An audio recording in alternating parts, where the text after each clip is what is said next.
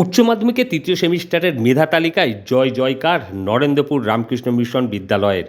মেধা তালিকার প্রথম 10-এ রয়েছে 69 জন পরীক্ষার্থী, তার মধ্যে 31 জনই নরেন্দ্রপুরের। শুধু দ্বিতীয় স্থানেই রয়েছে এই স্কুলের 6 ছাত্র। 98.97% নম্বর পেয়েছে তারা। এবারে 121 জন ছাত্র উচ্চ মাধ্যমিক পরীক্ষা দিচ্ছে। এবারে উচ্চ মাধ্যমিকের তৃতীয় সেমিস্টারের মেধা তালিকায় জায়গা করে নেওয়া 6 জন ছাত্র মাধ্যমিকের মেধা তালিকাতেও জায়গা করে নিয়েছিল। উচ্চ মাধ্যমিক পরীক্ষার এবারে যে তৃতীয় সেমিস্টার হয়েছিল তার যে সেকেন্ডারি বোর্ড যে মেধা তালিকা ঘোষণা করেছে, সেই মেধা তালিকার যে ঘোষণা করেছে তার মধ্যে নরেন্দ্রপুরের যে রামকৃষ্ণ মিশন 30 জন ছাত্র জায়গা করে নিয়েছে। আর দ্বিতীয় হয়েছে তুমি। মাতনু ব্যানার্জি, আমি সেকেন্ড হয়েছি, 98.56% পেয়েছি। আমার নাম প্রত্যুষ মণ্ডল, আমিও দ্বিতীয় স্থান অধিকার করেছি। আচ্ছা, যে একসঙ্গে 31 জন মেধা তালিকায় জায়গা করে নিয়েছো, মানে কেমন লাগছে? খুবই ভালো লাগছে, সবাই মিলে আমরা গ্রুপ স্টাডি করি, এর প্রকাশটা পেয়েছে এই রেজাল্টে। এখানে মাধ্যমিকে কি তুমি র্যাঙ্ক করেছিলে? মাধ্যমিক র্যাঙ্ক করি। প্রত্যুষ? না, আমিও মাধ্যমিকে র্যাঙ্ক করিনি।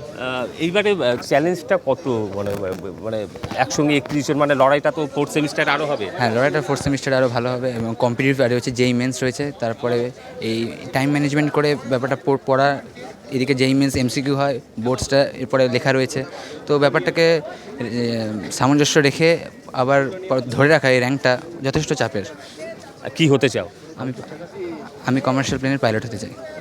কেন, হঠাৎ কেন? পরিবারের কেউ কি আছে? না, আমার পরিবারে কেউ নেই, কিন্তু আমি এক্সপ্লোর করতে ভালোবাসি এবং আমার অ্যাকচুয়ালি মানে এই যে এই পাইলট হওয়াতে এখানে আমি দেখতে পেয়েছি যে অনেক মানুষের খুব কম শখ, কারণ তারা জীবনে ঝুঁকিয়ে দিতে ভাবে, কিন্তু আমার মনে হয়েছে যে এটা একটা আলাদা রকমের একটা অকুপেশন এবং আমি এখানে নিযুক্ত হতে চাই। আচ্ছা, কমার্শিয়াল কেন? তুমি এয়ারফোর্সের পাইলট কেন হবে না? এয়ারফোর্সে পাইলট হওয়ার জন্য যে মানে আমার যে চোখের পাওয়ার, মানে ওইটা আমাকে বাধা দিয়ে দেবে, কিন্তু কমার্শিয়াল পাইলট দেবে না, ওই জন্যই আমি হতে চাই না।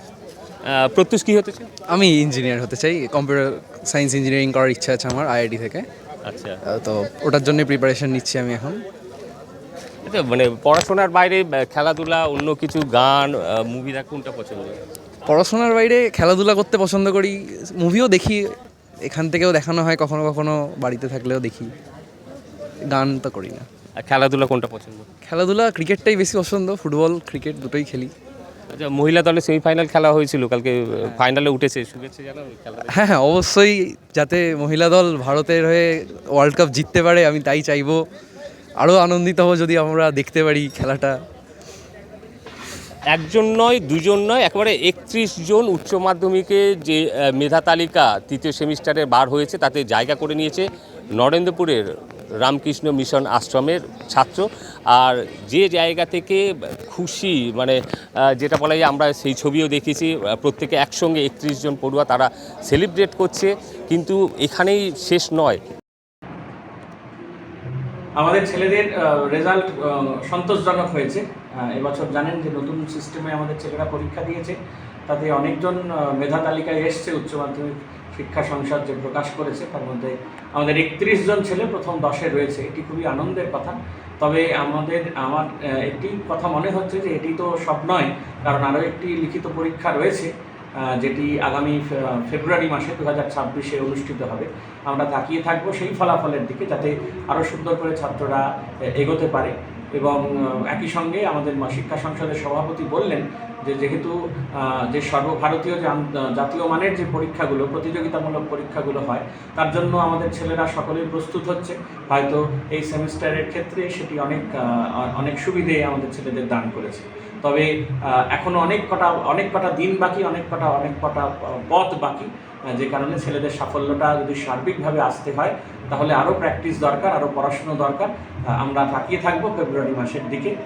আর এই পেছনে অবশ্যই ছাত্ররা এখানে শৃঙ্খলাবদ্ধভাবেই আছে, পড়াশুনো করছে, তার ফলেই হয়তো এই রেজাল্টটি এসছে। আগামী দিনেও নিশ্চয়ই সেটি আসবে, এই আমরা কামনা করি।